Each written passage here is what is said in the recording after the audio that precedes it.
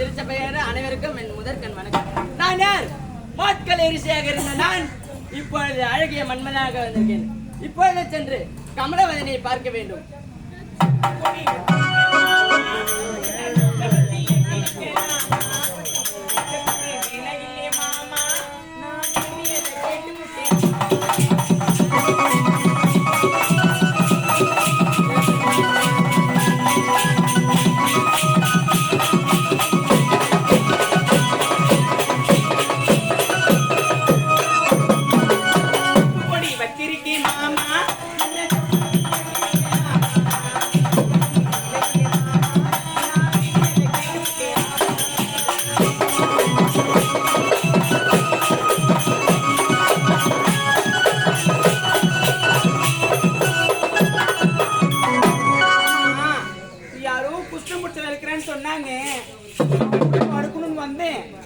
யாரையுமே காணமே. யாராச்சும் இருக்கீங்களா? ஏங்க ஏதோ குஷ்டம் முடிச்சு இருக்குன்னு சொன்னாங்க. பார்ப்பதற்கே அழகா இருக்கிறீங்க. அப்படியா? இந்த உலகத்துல உங்களுக்கு அழகான ஆண்கள் இருக்க முடியாது தெரியுமா? ஆண்கள் உங்களோடு இல்லை என்றால் இந்த மண்ணோடு. என்னங்க ஆமா, கட்டி பிடிச்ச ஒரே முத்து தாங்க. தர முடியாது. தர மாட்டீங்களா? தர மாட்டேன். உண்மையாவா? உண்மையா மாமா? அடியா அரதியா அரதி அங்கி என் காதல் நாயகனா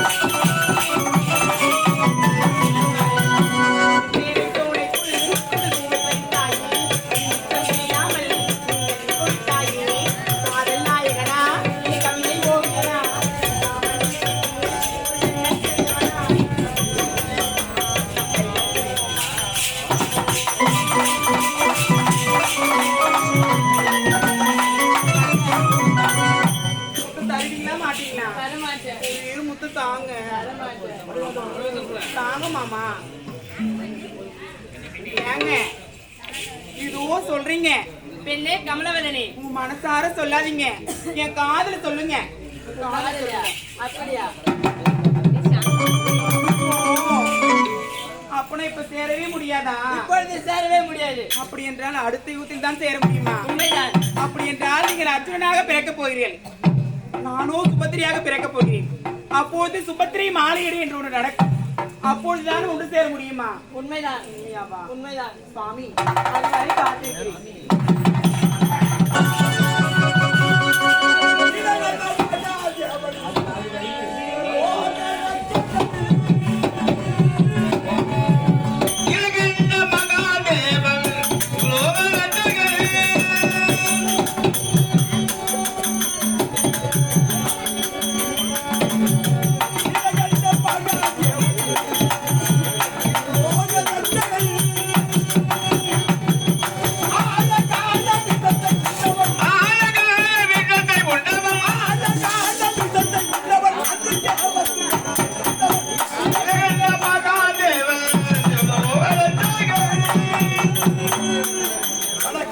நான் யார்?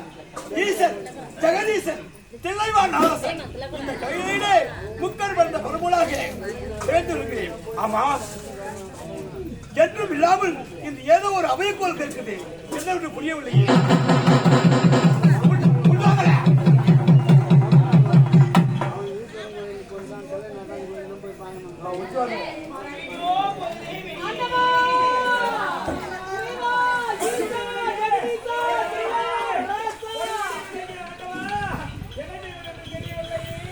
என்ன இது?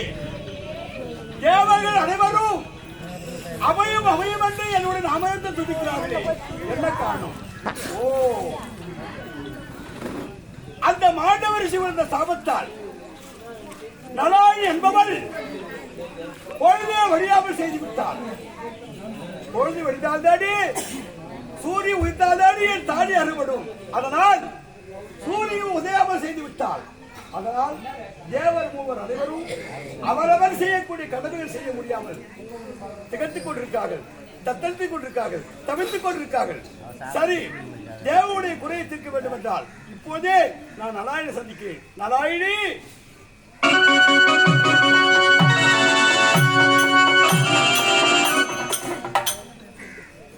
வந்திருக்கின்றது யார் என்று தெரியவில்லையே.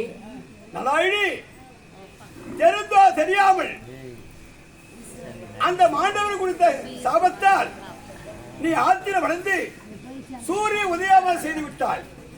சூரிய உதைத்தால்தானே என் தாலி அறுபடும் என்று சூரிய உதயாமல் செய்ததால் சூரிய உதைக்காமல் தேவர் மூவர் அனைவரும் அவரவர் செய்யக்கூடிய கடமைகள் செய்ய முடியாமல் திகழ்ந்து கொண்டிருக்கிறார்கள். அதனால் நீ கொடுத்த சாபத்தை ஏற்றுக்கொண்டால் ஒரு பொழுது என்னால் முடியாது.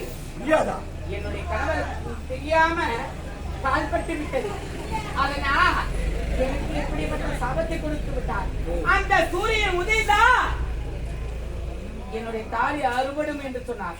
அந்த சூரியனே உதயாத அளவுக்கு நான் சாபத்தை கொடுத்து விட்டு வந்திருக்கின்றேன். அதற்காக அவர் கொடுத்த சாபத்தை அவரை பெற்றுக்கொள் சொல்லுங்க. ஓ, மாண்டவர் சேவகனே, சுவாமி, நலாயினி என்பவள் தெரிந்தோ தெரியாமல் உங்களை சாபத்தை கொடுத்திருக்கார்.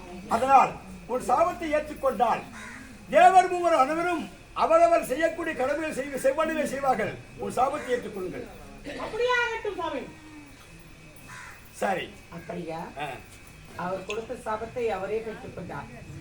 நான் கொடுத்த சாபத்தை நானும் இப்பொழுதே திருப்பி நானும் பெற்றுக்கொள்கிறேன். நலாயினி, என் நன்கு உற்றுப்பார். நான் யாருன்னு தெரிகிறதா உனக்கு?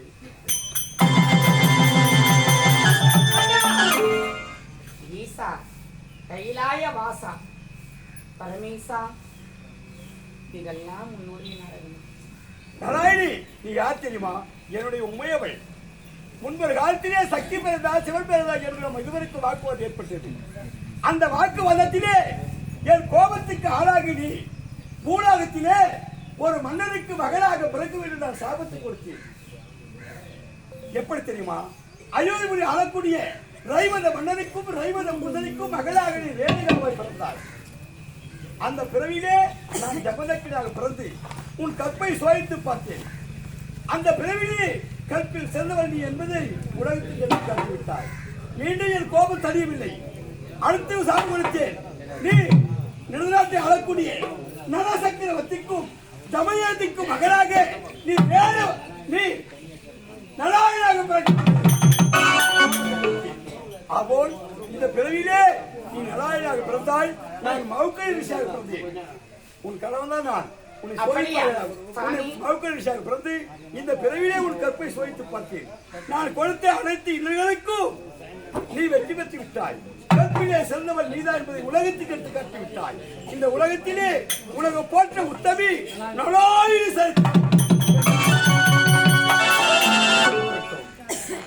சாமி, தெரிந்தோ தெரியாமலோ ஏதாவது நான் தவறு செய்தா என்னை மன்னித்து விடுங்கள் சாமி. எதிர்த்தாரடி திலையிலே அலை பாடவதே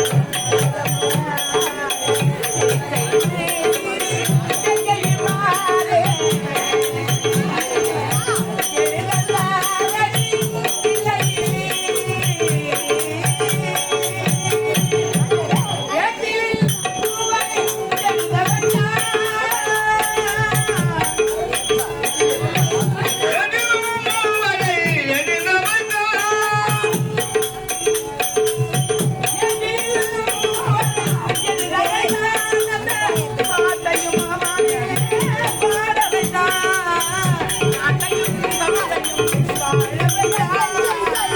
நாட்டையும் தமிழையும் வாழ வைத்தான். நாட்டையும் தமிழையும் வாழ வைத்தான். நமக்கு உள்ளதை வழங்குகிறான். என் தந்தாரின் தாயே.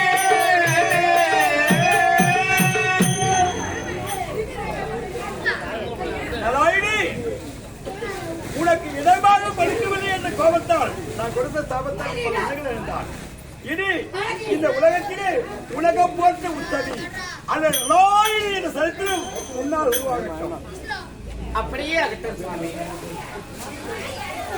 நாராயணி, இதே கிராமத்தில் வாழ்வாங்கு வாழ்ந்து நற்பயன் எடுத்து இந்த உலகத்திலே நல்ல பெயரோடு சென்ற மாணிக்க வேலையா அவளுக்கு நான் சாலோக சாமிப சாகுப சாட்சி சொல்லக்கூடிய 4ஆம் வயசு செல்வதற்காக ராதா ஆதவன